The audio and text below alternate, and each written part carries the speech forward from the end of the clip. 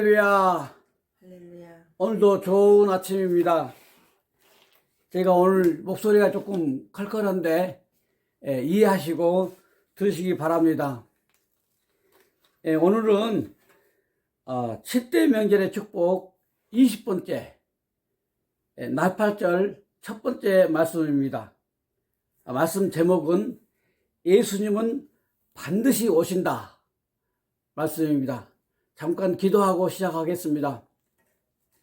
전능하신 하나님 아버지, 저희들을 지극히 사랑하셔서 예수님을 알게 하시고 또 7대 명절의 축복을 통해서 예수님의 탄생과 십자가의 죽으심과 땅속에 묻히심과 소실절날 부활하심과 오순절에 성령의 능력이 나타나심을 알게 하심을 참으로 감사합니다.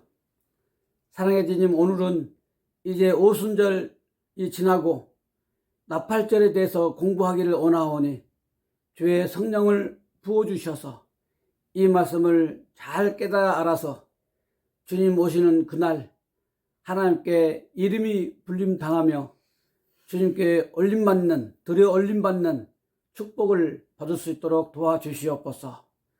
저희들의 영의 눈을 열어주시고 말씀이 마음속 깊이 올 수 있도록 주님께서 도와주시기를 간절하게 기도합니다. 감사드리오며 예수님의 이름으로 기도하였습니다. 아멘. 오늘 말씀은 마태복음 24장 29절부터 31절까지입니다. 마태복음 24장 29절부터 31절. 다 찾은 줄로 알고 같이 한 목소리로 한번 읽어보겠습니다. 그날 환난 후에 즉시 해가 어두워지며 달이 빛을 내지 아니하며 별들이 하늘에서 떨어지며 하늘의 권능들이 흔들리리라. 그때 인자의 징조가 하늘에서 보이겠고 그때 땅의 모든 족속들이 통곡하며 그들이 인자가 구름을 타고 능력과 큰 영광으로 오는 것을 보리라. 그가 큰 나팔 소리와 함께 천사들을 보내리니 그들이 그의 택하신 자들을 하늘 이 끝에서 저 끝까지 사방에서 모으리라.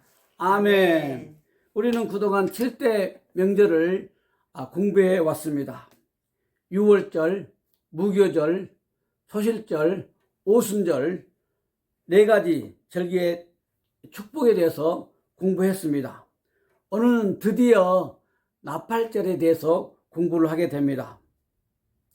나팔절은 예수님의 재림을 말합니다.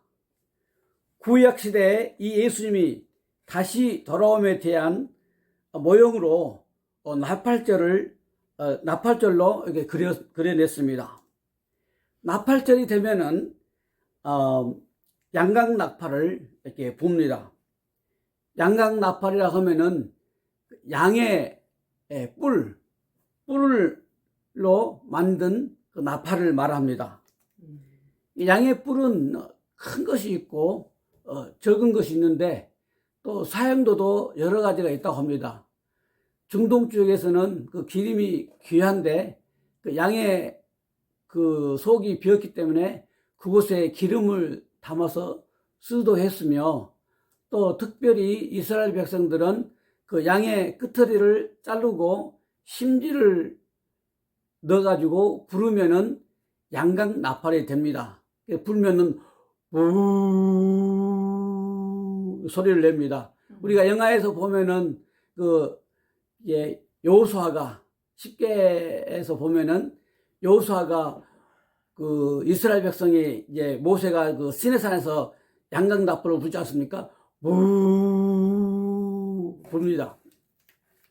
또 양각 나팔을 쓰는 경우는 주로 또 목동들이 양들을 모을 때 이렇게 양각 나팔을 불기도 합니다. 또한 이제 전쟁이 일어날 당시 백성들에게 전쟁이 일어났다는 것을 알리기 위해서 또 양각 나팔을 불게 됩니다.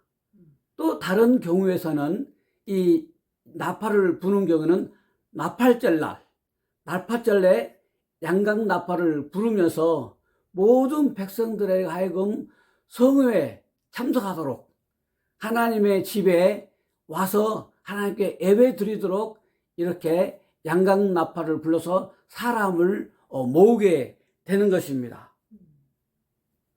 그래서 이 나팔절이 예수 그리스도의 다시 오심에 대한 모형으로 나타나게 된 것입니다. 예수님은 이 땅에 반드시 재림하게 되실 것입니다.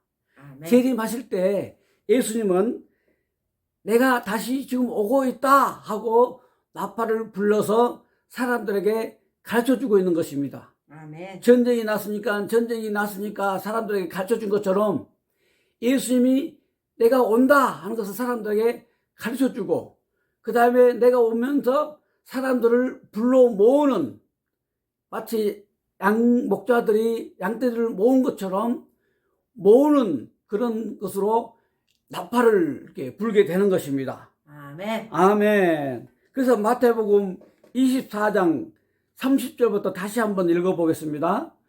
그때 인자의 징조가 하늘에서 보이겠고 그때 땅의 모든 족속들이 통곡하며 그들이 인자가 구름을 타고 능력과 큰 영광으로 오는 것을 보리라. 아멘. 그가 큰 나팔 소리와 함께 천사들을 보내리니 그들이 그의 택하신 자들을 하늘 이 끝에서 저 끝까지 사방에서 모으리라. 이렇게 말씀했습니다. 저가 큰 나팔 소리와 함께 이렇게 예수님이 재림하실 때 큰 나팔 소리가 울리게 되는 것입니다. 그래서 고린도전서 15장 51절부터 52절까지 제가 한번 읽어보겠습니다. 보라, 내가 너희에게 비밀을 말하노니 우리가 다 잠잘 것이 아니요 마지막 나팔에 순식간에 호련히 다 변화되리니 나팔 소리가 나매 죽은 자들이 썩지 아니할 것으로 다시 살아나고 우리도 변화되리라. 주님이 재림하실 때 나팔 소리가 난다는 것입니다. 아멘. 이것은 천사들의 나팔 소리 있는 것입니다. 우리가 요한계시록 8장과 9장을 보면은 7 천사가 7번 나팔을 붑니다. 그때 나팔을 불 때마다 하늘에서 재앙이 떨어지게 되어 있습니다. 보면은 그래서 첫째 천사가 나팔을 불자 우박과 불이 나서 이렇게 땅에 쏟아지며 8절에 보니까 8장 8절에 보니까 둘째 나팔이 부르는데 불 붙는 큰 산과 같이 이렇게 하늘에서 불이 떨어진 걸 볼 수 있습니다. 셋째 나팔을 부니까 큰 별이 하늘에서 떨어져 넷째 날, 다섯째 나팔, 여섯째 나팔, 일곱째 나팔을 부는 모습을 볼 수 있습니다. 이와 같이 예수님께서 이 땅에 오심과 천사들의 나팔 소리는 아주 중요한 연관성을 가지고 있습니다. 이것이 바로 나팔절인 것입니다. 아멘. 주님은 이 땅에 다시 오실 때 반드시 나팔절과 함께 오시는 것입니다. 그래서 우리 찬송가자 있지 않습니까? 하나님의 나팔 소리 천지 진동할 때에 예수 영광 중에 구름 타시고 천사들을 세계 만국 모든 곳에 보내어 구원 얻은 성도들을 모으리.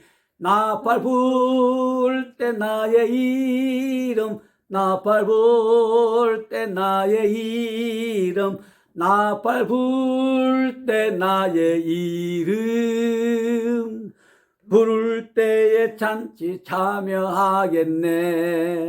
아멘. 예수님의 나팔과 함께 우리는 들려 올림 받아서 하늘나라에서 잔치를 보내실 것을 믿습니다. 아멘. 그런데 이 나팔절은 큰 비밀입니다. 고린도전서 15장 51절 다시 한번 보겠습니다. 고린도전서 15장 50절에 보니까 이렇게 나와 있습니다. 보라, 내가 너희에게 비밀을 말하노니. 비밀. 우리가 다 잠잘 것이 아니요 마지막 나팔에 순식간에 호련히 다 변하리니. 보라, 내가 너에게 비밀을 말하노니. 주님이 이 땅에 재림하는 것이 이 세상 모든 사람들이 다 아는 것이 아닙니다. 하나님이 알려주시는 선택받은 사람만이 알 수 있는 것입니다. 나팔절뿐만 아니라 7대 명절 하나하나가 다 비밀입니다. 유월절도 비밀이죠. 유월절 아는 사람 있습니까? 예수님 믿는 사람만이 유월절을 아는 것입니다. 그래서 유월절도 비밀인 것입니다. 하바또 무교절도 우리가 이걸 배우지 않았으면 알 길이 없습니다. 아멘. 나 교회생활 40년 동안 했는데 무교절에 대해서 말만 들었지 그게 무엇인지 정확한 의미를 전혀 알 길이 없었습니다. 아멘. 그러나 이번에 무교절 공부를 통하여서 아하, 무교절 그런 비밀이 있었구나를 깨닫게 되는 것입니다. 아멘. 초실절도 마찬가지인 것입니다. 부활절, 부활하신 것 세상 사람들은 믿지 않습니다. 그들에게는 비밀로 되어 있는 것입니다. 오순절, 특별히 또 오순절도 비밀인 것입니다. 하나님께서 열어주신 사람만이 성령 세례를 받고 하나님을 깨달아 있는 것입니다. 특별히 아멘. 나팔절 이것은 더욱더 비밀로 남아있는 것입니다. 그래서 하나님께서 보여주시는 사람만이 이것을 깨달을 수 있다는 것입니다. 아멘. 그래서 이것은 비밀이지만은 저희들에게는 이것이 비밀이 되면 안 되는 것입니다. 아멘. 그것은 비극인 거예요. 왜냐하면은 아모스 3장 7절에 이런 말씀이 있습니다. 주 여호와께서는 자기의 비밀을 그 종 선지자들에게 보이지 아니하고는 결코 행하심이 없으리라. 나팔절이 우리에게 비밀로 남아있으면은 이건 재앙인 거예요. 왜? 우리에게 가르쳐주지 않았다는 것은 우리 안에 성령님이 없다는 것입니다. 그래서 우리에게 비밀이 되면 되지 않고 우리에게는 확실히 알고 넘어가야 하는 귀한 절기인 줄로 우리는 믿습니다. 아멘. 아멘. 예수님이 십자가에 죽어서 사흘 만에 부활하셔 하늘나라로 승천하셨는데 그 주님이 정말 이 땅에 다시 오실까? 그 가능성이 있을까? 생각해 보면은 우리 한번 생각해 보면 좋겠습니다. 구약 성경에 예수님께서 아기로 탄생하여서 죽으시고 부활 승천한다고 하는 그 예언이 어라운드 360개 정도 된다고 합니다. 그 중에서 7가지가 이게 한 사람에게 이루어질 확률은 몇 프로냐? 0.0000000 0이 30개 있고 1%. 그 말은 0%라는 겁니다. 한 사람에게 7가지의 그 예언이 맞을 수 있는 것은 확률적으로는 0% 아니면 0% 일어날 수 없는 사건입니다. 그러나 예수님은 이 땅에 오셔서 360가지의 그 예언을 다 이루신 것입니다. 아멘. 아멘. 그러면은 이 360가지 보면은 뭐냐면은 그리고 또 예수님은 정확하게 6월절에 오셔가지고 6월절에 어린 양으로 십자가에 죽으셨습니다. 아멘. 예언대로 그 절기대로 또 무교절날 정확하게 3일 동안 땅속에 묻히셨다가 초실절날 첫 열매로 부활하셨습니다. 아멘. 날짜나 틀리지 않습니다. 그 다음에 오순절날 정확히 그날 성령께서 약속하신 성령이 강타하게 된 것입니다. 이 앞에 4가지가 날짜 하나도 틀리지 않고 예수님께서 이루셨다면은 앞으로 다가올 3가지 절기, 그게 무엇입니까? 나팔절, 그 다음에 속죄절, 장막절이 있는데 그것도 한꺼번에 세트로 오게 되어 있습니다. 앞에 3개, 그래서 6월절, 그 다음에 무교절, 초실절이 한 세트로 일주일 만에, 3일 만에 이루어진 것입니다. 아멘. 그 다음에 중간에 오순절 있고, 그 다음에 이제 나팔절과 속죄절과 장막절도 한 세트로 몇 주 사이에 일어나게 되는 것입니다. 아멘. 그렇다면은 이 네 가지가 날짜도 틀리지 아니하고 그대로 일어났다면은 우리는 유추해 볼 수가 있는 것입니다.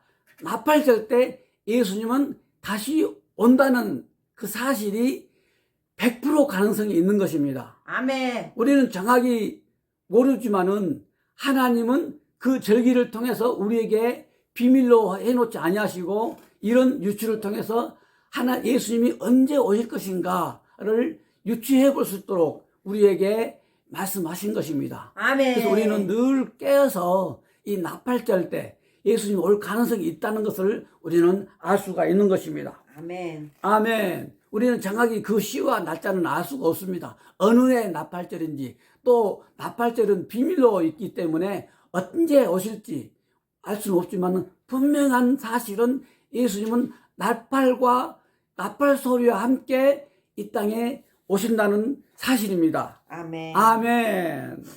그래서 하나님, 우리는 예수님은 나팔을 딱 띄워놓고 볼 수가 없고 구약을 통해서 우리는 다시 한번 나팔절의 의미를 한번 생각해 보겠습니다. 구약에는 나팔절의 그 모형을 많이 그려놓고 있습니다. 우리가 분명한 한 사건이 있는데, 우리가 그 여리고 성을 무너뜨릴 때 일어났던 사건을 통해서 그것이 어떻게 나팔절과 연결되어 있는지 한번 보겠습니다. 이스라엘 백성이 40년 동안 광야에서 훈련을 받고 이제 여리고 이 요단강을 건넜습니다. 이제 가나안 정복을 위해서는 첫 번째로 통과해야 할 성이 있었는데 그게 여리고 성이었습니다. 여리고 성은 난공불락의 아주 견고한 성이었습니다.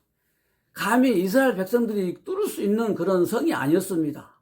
근데 하나님께서는 이런 명령을 했습니다. 7일 동안 아무 말하지 말고 성을 7바퀴, 한 바퀴씩, 하루에 한 바퀴씩 돌도록 6일 동안 명령을 하시고, 7일째에는 성을 7바퀴를 들고 나팔을 부르라 하는 그 명령을 하셨는데, 이제 여호수아가 백성들에게 명령하여서 6일 동안 돌고 7일째 됐을 때는 7바퀴를 돌고 나팔을 멍 불자 여리고성이 무너졌습니다. 아멘. 어떤 분들은 천사가 그 성을 그냥 진 누르자 성이 와르르 무너졌다고 말을 합니다. 어떤 모습으로든지 하나님께서는 천사를 동원해서 나팔을 불자 여리고성이 무너졌습니다. 아멘. 아멘. 이게 이제 나팔절의 하나의 모형인 것입니다. 그래서 이 사건이 또 계시록에서 또 나타납니다.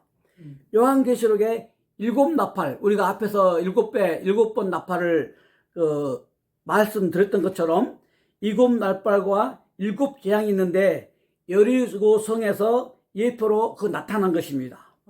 그래서 제사장들이 마지막 7번째 나팔을 불 때 여리고성이 왕창 무너진 것처럼 요한계시록 18장에서 이 세상 바벨론이 다 무너진다는 것입니다. 그래서 18장에 보면 이런 말씀이 나오지 않습니까? 무너졌도다 무너졌도다 큰 성 바벨론이여. 이 세상 바벨론이 무너진다는 말입니다. 우리는 또한 다니엘서를 통해서 공부를 해보면 재림이 분명해집니다. 우리는 종말론에 대해서 흔들리면 절대 안 되는 것입니다. 예수님이 재림에 오실 가능성은 100% 있는 것입니다. 아멘. 다니엘은 청년 시절에 바벨론 포로로 끌려갔습니다. 포로로 끌려갔으니 얼마나 슬프고 고통스러운 일이겠습니까? 그런데 그는 하나님의 특별한 은총을 받아가지고 바벨론 느부갓네살 왕이 이스라엘 백성들에게 끌려온 그 청년들을 뽑아가지고 지혜와 이 능력이 뛰어난 자들을 뽑아가지고 특별히 선택을 받아가지고 이제 그 바벨론 왕궁에서 훈련받는 과정에 있었습니다. 그러나 그들은 왕의 진미를 먹는 것을 거절하고 이제 채소만 먹고자 결심했었습니다. 하나님께서는 다니엘에게 특별한 은총을 주셨는데 그게 뭐냐면은 꿈을 해석하는 그런 능력을 주었습니다. 그래서 어느 날 이제 뭐 긴 이야기를 짧게 하자면은 바벨론 느부갓네살 왕이 꿈을 꾼 것입니다. 그 꿈의 내용이 뭐냐면은 다니엘서 2장 31절부터 35절에 보면은 이제 이 느부갓네살 왕이 꿈을 이야기하지 않냐고 꿈을 해석하라고 합니다. 참 그럴 수가 있는 것입니까? 자기가 꿈을 꾸놓고는 내 꿈을 말하고 그 꿈도 해석하라고 합니다. 세상에 그 어떤 사람이 꿈을 해석할 수 있겠습니까? 그런데 하나님께서는 다니엘에게 그 꿈을 보일 수 있는 능력과 또 꿈을 해석하는 능력도 주신 것입니다. 그래서 다니엘이 이제 또 주일날 다시 정확하게 이 말씀에 대해서 다시 한번 생각해 볼 텐데 오늘은 간단하게 이렇게 보면은 다니엘서 2장 31절부터 35절까지 보면은 왕이여 왕이 한 큰 신상을 보셨나이다. 그 신상이 왕의 앞에 섰는데 크고 광채가 매우 찬란하며 그 모양이 심히 두려우니 그 우상의 머리는 순금이요 가슴과 두 팔은 은이요 배와 넓적다리는 놋이요 그 종아리는 쇠요 그 발은 얼마는 쇠요 얼마는 진흙이었나이다. 또 왕이 보신즉 손대지 아니한 돌이 나와서 신상의 쇠와 진흙의 발을 쳐서 부서뜨리매 그때 쇠와 진흙과 놋과 은과 금이 다 부서져 여름 타당마당에 개같이 되어 바람에 불려간 곳이 없었고 우상을 친 돌은 태산을 이루어 온 세계에 가득하였나이다. 아멘. 그래서 제가 한 가지 보여드리겠습니다. 이게 보입니까? 네.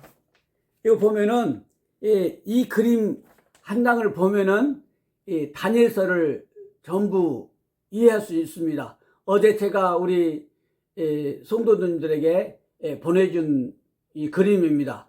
여기 보면은 뭐라고 나왔습니까? 머리는 금이요, 미요. 바벨론이요, 사자요. 이 뒤에 이제 그 다니엘이 이 동물의 꿈을 꾸면서 꾼 꿈이 똑같이 연결됩니다. 그래서 우리는 다니엘서를 보면은 세 기둥으로 말할 수가 있습니다. 세 기둥 뭐냐면 첫째 기둥은 금신상, 지금 말하고 네. 있는 금신상 이게 한 기둥이고 그 다음에 다니엘이 나중에 자기가 직접 꾼 꿈에서 동물을 통해서 그 나라와 그 이름까지 말하고 있는 것입니다. 아멘. 그 다음에 이제 제일 마지막으로는 이 70일을 통해서 이제 메시아 나라가 이 세상이 어떻게 진행될 것인가를 말하고 있습니다. 그래서 아멘. 다니엘이 말하고 있습니다. 머리는 금이요, 바벨론이요, 사자요, 느부갓네살 왕이요. 그 다음에 이 말씀만 읽으면은 다니엘 100번을 읽어도 이거 그림 그려내기 생각 못 합니다. 그러나 이 기가 막힌 이 그림을 통해서 우리는 다니엘을 한눈에 볼 수가 있는 것입니다. 그 다음에 가슴은 은이요. 은이요. 그 다음에 매대 바사요. 무엇입니까? 곰이요, 곰. 이 보면 곰이 갈빗대 3개를 뽑았다 했지 않습니까? 이게 이제 뭐냐면 고레스 왕인 것입니다. 그 다음에 놋은 헬라요. 그 다음에 표범이요. 표범에 날개가 달려있는 것입니다. 그렇죠? 네. 이게 헬라. 그 다음에 세 번째는 철이요. 그 다음에 로마요. 그 다음에 무섭고 무서운 짐승이라겠습니다. 이거는 노마가 다리가 2개로 갈라졌죠. 이거는 동노마와 서노마로 갈라진 것 사건을 말합니다. 그 다음에 10바가락 있는데 철과 또 흙으로 됐기 때문에 서로 하나가 될 수 없다고 됐습니다. 이것은 미래에 나타날 10가지 적그리스도를 말하고 있는 것입니다. 그 다음에 이제 이 블루로 써진 것, 이 초록수로 써진 그 메시아 나라, 돌의 나라, 돌이 이 발 부분을 치자 모든 동상이 무너지고 돌이 점점 커져가지고 온 세상을 덮쳤다. 온 아멘. 세상을 덮쳤다. 이게 이제 메시아의 나라가 아멘. 온다는 것을 말하고 있는 것입니다. 또 다음에 또 정확히 더 설명할 기회가 있을 것입니다. 다음에 기회가 있다면은 다니엘서를 한번 공부해 보기를 원합니다. 그래서 우리는 이 세상 역사가 이 다니엘 책은 세상 역사가 다 진행된 후에 써진 책이 아니라 BC 800년, 700년 경에 쓰여진 책입니다. 그래서 그런데 바벨론 당시에 쓰여졌고 그 뒤에 이루어질 나라를 다니엘이 정확하게 예언하고 해석하고 있는 것입니다. 그래서 바벨론이 망하고 역사적으로 볼 때 메데 바사 고레스 왕이 나오게 된 것입니다.